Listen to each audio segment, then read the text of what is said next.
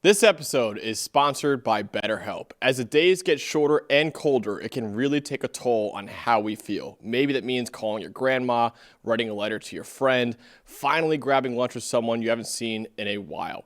And just like reaching out to a friend, starting therapy can take a bit of courage. BetterHelp makes it easy to start therapy. You'll be matched with a licensed therapist based on your needs and preferences so you can focus on your growth and goals. Not happy with your match? You can switch therapists anytime with no hassle. This month, don't wait to reach out, whether that's checking in on a friend or reaching out to a therapist yourself. BetterHelp makes it easier to take that first step. And our listeners get 10% off their first month at betterhelp.com/PFF. That's betterhelp.com/PFF. But the next game that we have here on the schedule is the Colts and the Falcons, the early game that we had on Sunday.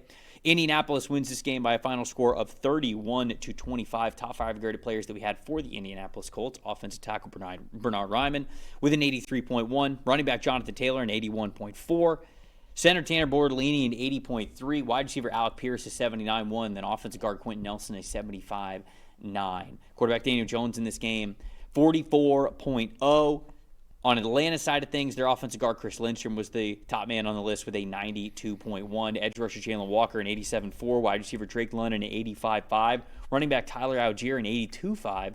Tight end Charlie Warner with an 82.1.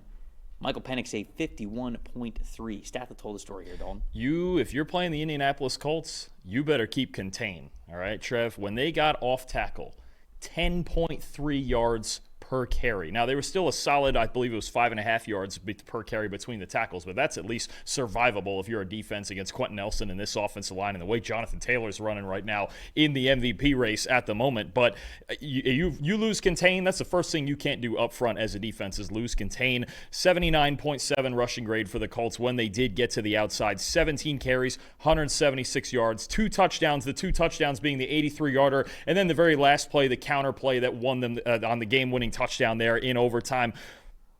137 of those 176 rushing yards off tackle came after contact as well. So not only do you have to keep contained, you better make tackles before Jonathan Taylor especially even gets out there, right? So I think that's really the biggest thing for me is that when Atlanta could keep Indianapolis between the tackles, they could at least somewhat hold things together because Daniel Jones didn't play a very good game. 5 turnover-worthy plays in this game, only made a couple of throws of real consequence. Now, he made the throws that he needed to, just enough to win the game, but this to me was more about Atlanta just not being able to prevent Jonathan Taylor from bouncing and getting off tackle, and then he just dominated the game from there. Yeah, I mean, Jonathan Taylor, just the overall rushing attack for the Indianapolis Colts, especially down the stretch, was fantastic. I think the stat that told the story was, you look at a team who absolutely had a chance to win this game, and the Atlanta Falcons, and Michael Penix just simply put did not do enough to win this game. The Falcons, 0 for 8 as a team on third down, 1 for 5 passing on third down. They had negative 4 yards passing on those third downs, and Michael Penix had a 22.6 passing grade on third down. Not going to win football games. You're just not going to win football games when that's the case.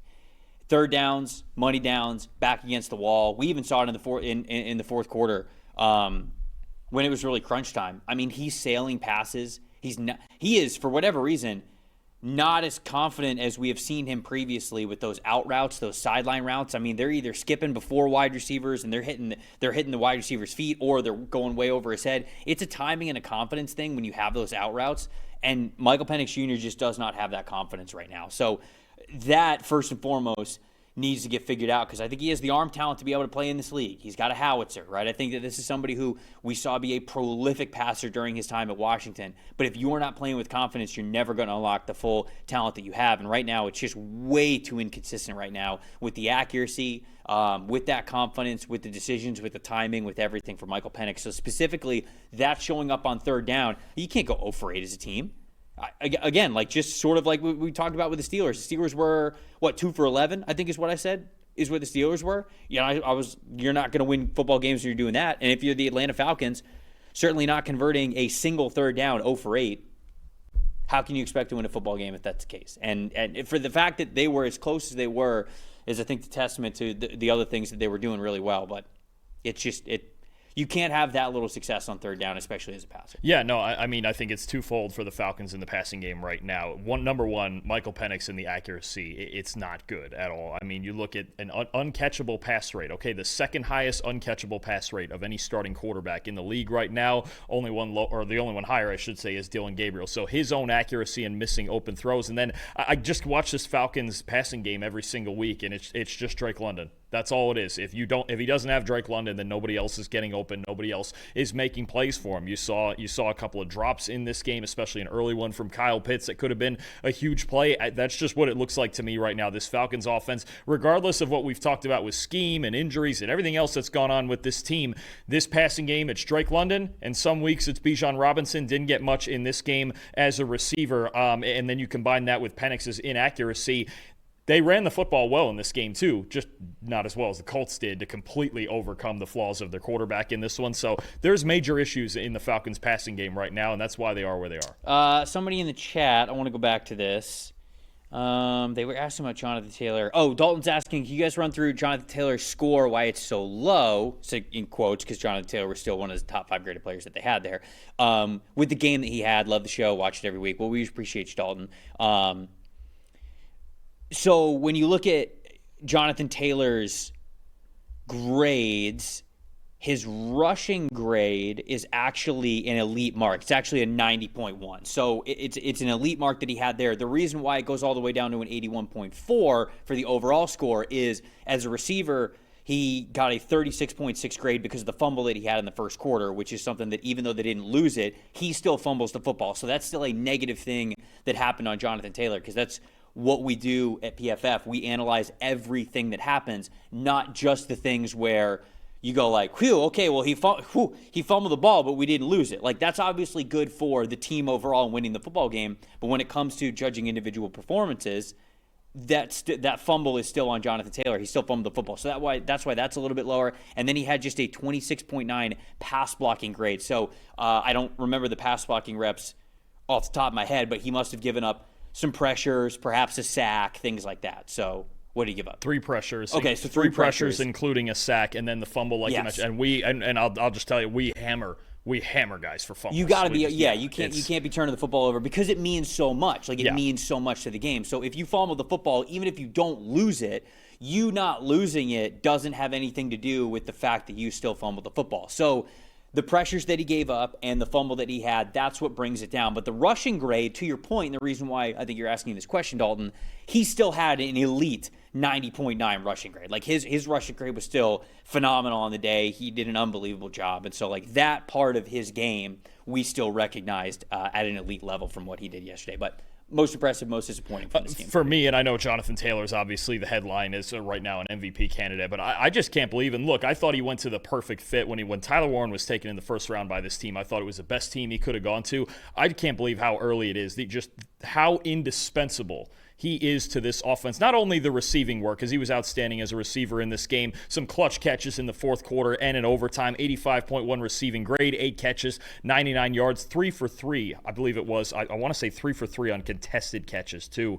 I mean, you just look at Tyler Warren and everything he brings at all levels in the passing game, and then just everywhere he lines up at tight end, in the slot, at fullback. You look at the winning touchdown lined up at fullback, leading Jonathan Taylor on the counterplay to win the game. He just does so many things for this offense. And Shane Steichen really just watched the Penn State tape and went, oh, he could just do everything he did at Penn State and do it in our offense, and we'll be just fine. I mean, you could argue he's already one of the best fullbacks in the league. I know there's not as many as there used to be, but Tyler Warren has played such a valuable role in this team. I could argue that, if you don't want to give him Rookie of the Year, fine, but I'm not sure there's another offensive rookie, at least, maybe rookie in general, who's been more valuable to their team than Tyler Warren has been, considering all of the different things that he does. Yeah, he is.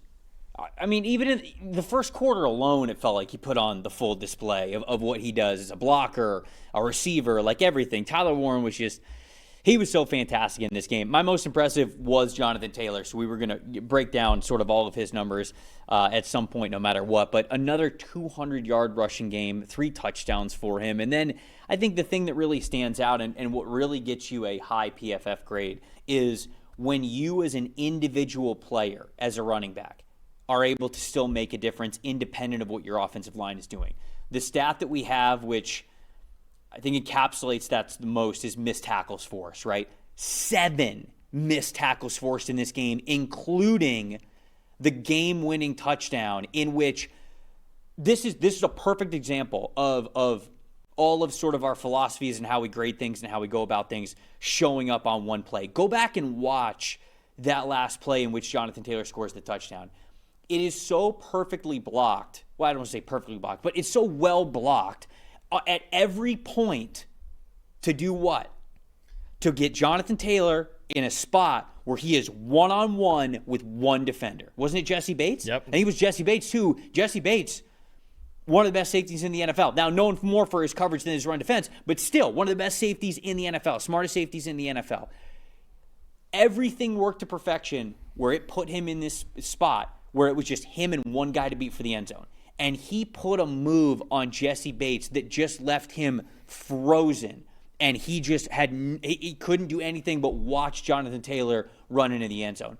That is an excellent play. That is so much of, because I know there's a lot of people out there who would be like, oh, like PFF punishes running backs when the offensive line does well. We're not punishing running backs. We're trying to make sure that we're correctly placing the credit for a lot of the things that go on in a very complex game of football. But that is one of those where I just loved it. I love, obviously you could tell I've got the energy talking about it. I loved it so much because it was blocked exactly to give a talented running back the chance to showcase his stuff to go win the football game, and Jonathan Taylor did. And that's the kind of stuff that you go, that's an MVP type of a play right there. It's something when Max and I did the film breakdown on the Colts run game a couple of weeks ago that we looked at, because when I was going through watching, there are so many plays where the first person to touch Jonathan Taylor or have a shot at him is a free safety, whether it's down in the red zone like that or in the open field. That's just how well this Colts offensive line is playing. I mean, Bernard Ryman, Tanner Bortolini, Quentin Nelson, Tyler Warren, like I mentioned, at tight end, or playing fullback like he was on that rep. I mean, the Colts running game, the fact that Daniel Jones struggled as badly as he did and had 5 turnover-worthy plays in this game, and yet they found a way basically. How many do you have last week? It's 4 last week, 9 in the past 2 weeks. Ooh. Right, that's the part that concerns me a little and goes, okay, good. Bye week's coming at the right time for Daniel Jones. And they still found a way to win. Won this week. Yep. Lost by 7 last week. Yep. 4 and 5 turnover-worthy plays from Daniel Jones, and you're 1-1, and you only lost one of them by 7 points. That still, to me, tells the tale of a dangerous team. This is what the Colts look like when they don't play clean football. Right. We've seen what they look like when they do, because when they do play clean football, they're a house. They scored 31. Exactly. They still scored 31. Right. It's pretty crazy. Anything else on this one before we move on? Nope. Okay.